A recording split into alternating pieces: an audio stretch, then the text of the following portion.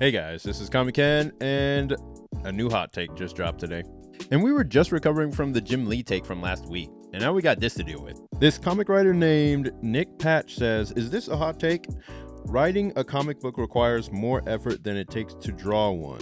As a writer, you need to be aware of how much work the artists are going to put into bringing your script to life. As well, you need to be aware how much time, money, and effort a reader is going to put into consuming it. Don't put the success or failure of your comic onto your artist. Take responsibility, put in the work. Your readers will thank you for it." Now, in this video, I wanted to kind of break down the full statement and not only decipher what he's trying to say, but also give my 2 cents in and my experience as someone who writes and draws his own comic, and someone who's heard a lot of stories from the writers and artists that I know of personally and their experience with writers in the industry. So what he says is, this a hot take? Writing a comic book requires more effort than it takes to draw one. In that, if you just look at that statement on the surface of it, you'll probably rage out. If you're an artist, like, you'll probably rage out and be like, wait a minute, what is this guy saying? But you have to read the whole statement before you lose your mind. You have to read the rest of the tweet and try to understand like what this guy is actually trying to say. He says, as a writer, you need to be aware of how much work the artists are going to put into bringing your script to life. So when we look at that second statement, right after, writing a comic book requires more effort than it takes to draw one, I think what he means is that the writer's job is to write a comic that the artists will not only be happy to draw, but will ultimately create an IP that is worth drawing and selling to a market. It's on the writer to do a lot of the tasks that the artist isn't thinking of. The artist is there to create basically the sets, the characters, the world. Like, they're there to bring it into visual reality. Like, they're actually doing a lot of the heavy lifting. And when the writer does a bad job of this, it's almost as if the artist is saddled with the story that he has to carry out, even if readers hate the writing. Like, imagine how the artist who had to draw the Paul storyline from Spider-Man felt. Like, having to apologize, like, oh, I'm sorry, I didn't mean to, it's not me, it's the writer. Like, you know, it's like at that point, it's just a job, and he's doing his skill and ability for money, but he is not passionate about the work that is being written. Like you have to just deal with that. And that happens so often in comics. It's not just with that storyline, with the Paul storyline. Somebody has to draw it. Somebody's getting paid to put this out there. And it's not as if the artist can automatically write a better story than the writer. But when an artist is saddled with a writer that readers are upset with, they just kind of have to see it out to the end if they're getting paid enough. And that's just what it is. It could mar their career in some way, but I don't even know how that actually affects their career as an artist.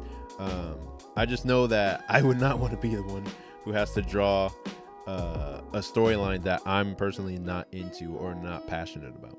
When you look at the tasks that each party is responsible for, the writer only has a script to work with. They only have their mind, the research that they need to do, the ideas of the story that they want to put into, and then they just put it into a script format, and then they ship it off to the artist. The artist is the penciler, and then they'll probably have an inker. That's 2 people already. Then they'll probably have a colorist. That's 3. Then they'll have the letterer. That's 4. And sometimes the letterer can be the writer, but if it's taking 3 people, and sometimes one, if they're doing like all the work, like if it's taking 3 other people to do the same work that one person is doing by just writing a script, then I don't think the level of task or the level of effort is as balanced as Nick is saying in this tweet.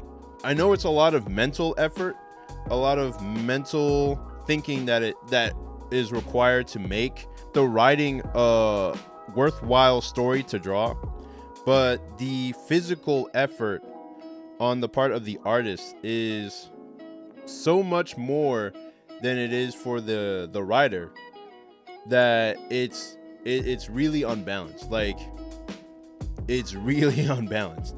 There's almost no other way to put that, because the writer could dictate their work. They could just sit there and dictate their work. They could put it into ChatGPT and have the ChatGPT write it. They could write it all in a day. Like, let's say they're writing a war story, and the war story is like, okay, and then we have a battle going on, and it's 100 people on this side and 100 people on this side, and then they clash. That's just a sentence that they had to write out. But an artist is going to have himself draw 100 characters, 100 figures in a panel, and then have some assistants draw some of the backgrounds. They're going to have people having to color and figure out, how are we going to portray this? Like, what scenes and shots are we going to use? Like, there's so much more to drawing a battle scene than just typing out, and then they fought for 3 days and 3 nights.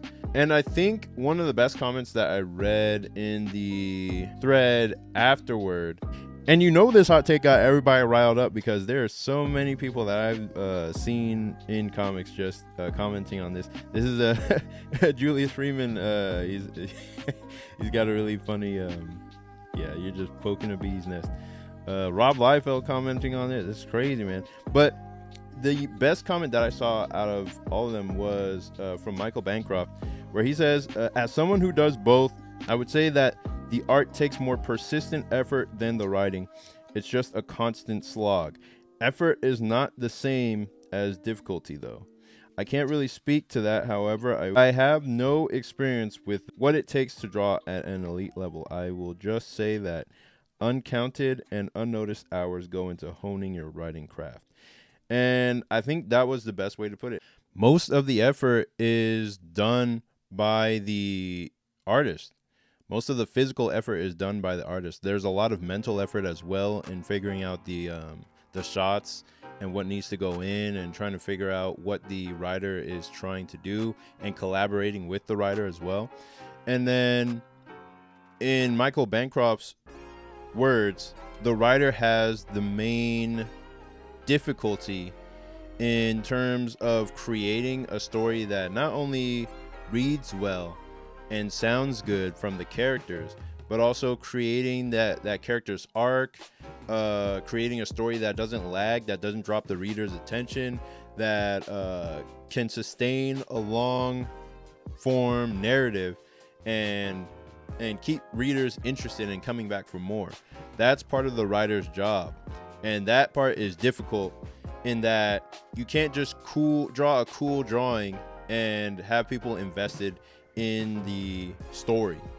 You have to be able to write the story in a way that keeps people engaged in the story. Like, if you write a bad story and somebody draws that, which I've seen 100,000 times, and they draw it to their highest ability, like, people will love the art, and it will elevate the story, even a mediocre story, but people will be buying it probably for just the art itself, like not because the story is great or that they want to enjoy it and come back to it. It's just because the art is taking it to that next level. And in the past, I've driven Jay Lee to the airport, and when I asked him, like, how often have you drawn a story for a comic artist that you were like, this is worthy of my skill, like this is a perfect match for the abilities that I have. And he said very, very rarely. And that is a rare thing to find in the comics industry. Like, it's almost like an actor choosing their role. And if you choose a whole bunch of bad movies in a row, it's like diminishing to your career. And I've spoken, like I've said in the past, I've been at the table with like Ryan Otley, with like Scotty Young and Nick Patera and Paul Pope and James Herron, and I was saying, like, at the time they were talking about drawing and working with writers, and I said it's almost as if the writers are planting seeds, and then the artist has to carry them to term. The artist has to put their full energy in bringing this vision to life. If we're working on a monthly book, it takes them the whole month, whereas a writer can bang out the script in a day or two.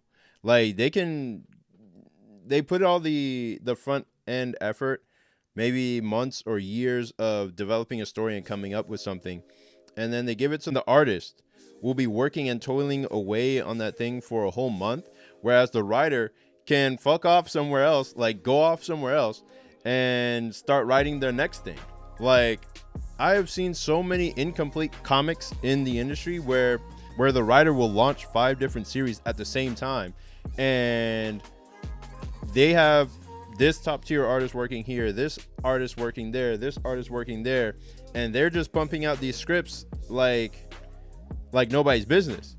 But how many of those are actually going to be stories that people will remember? Like, how many of those actually turn out to be like top tier comics that people want to come back to?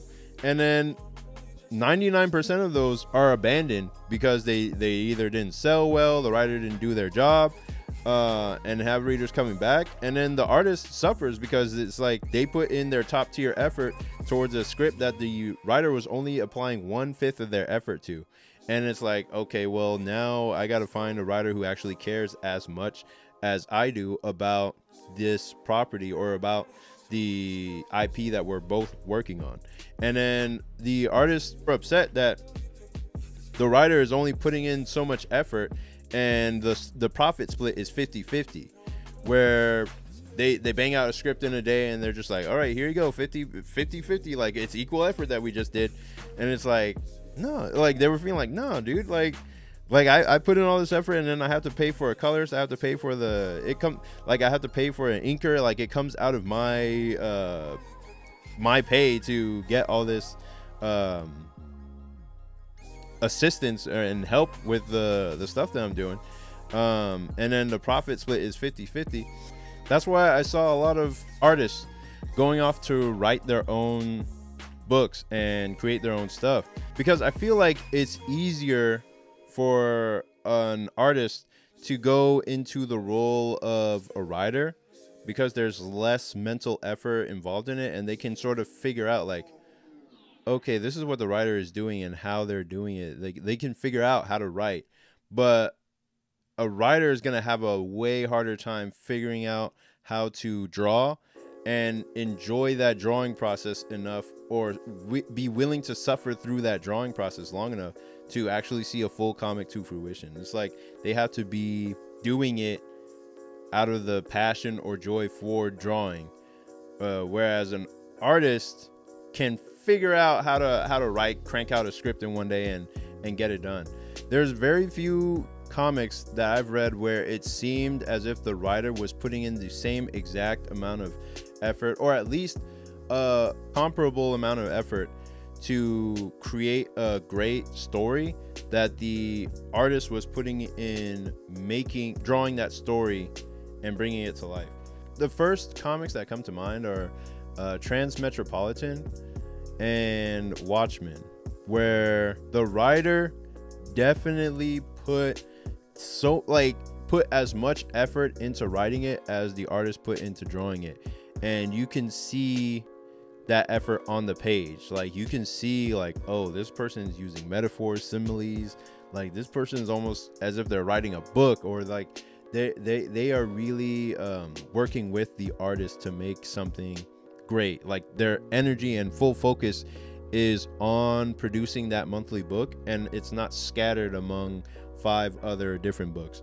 um and that's very rare to see, because when you're a writer, like, to make more money, you write more books, like you write more comics. So if you're working on one thing, it might behoove you to try to put in all that effort into that one thing and try to make it blow up, or you can scatter your seeds and see which one actually comes back as a fully formed viable product, and then go all in on that one. So that's another strategy that writers have, and writers have a way different strategy than what artists have. It's like it's they just have a different strategy in comics, and there's nothing to be like, I'm not upset at it. Like I have no malice or angst towards them at all. Like that's just the way it goes. Like writing is physically easier than drawing, or there's less physical strain with the act of writing. I know Brian Michael Bendis has drawn his own comic in the past. I think it was either Jinx or Goldfish in the past, because he was so passionate about making comics and bringing them to life that he was just like, fuck, I can't find any artists, I'll just do it myself.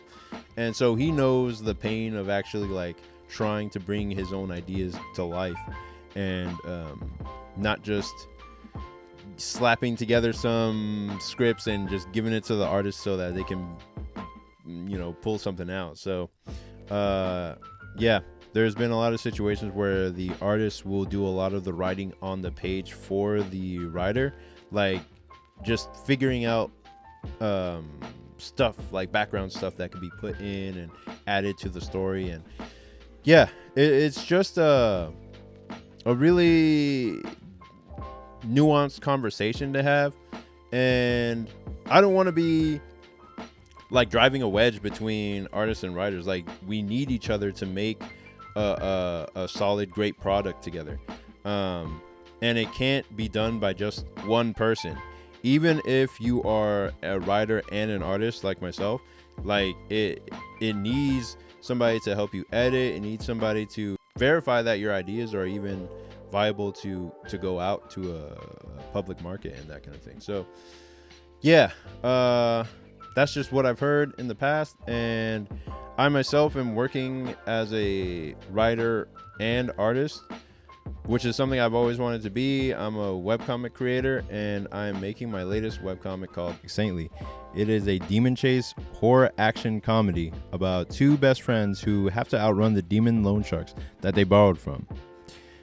Basically, it's like Scooby-Doo meets K-pop Demon Hunters without the K-pop. And the story backs the main character into a corner where she has to decide between the hard path to success or lose her soul to the lure of easy money.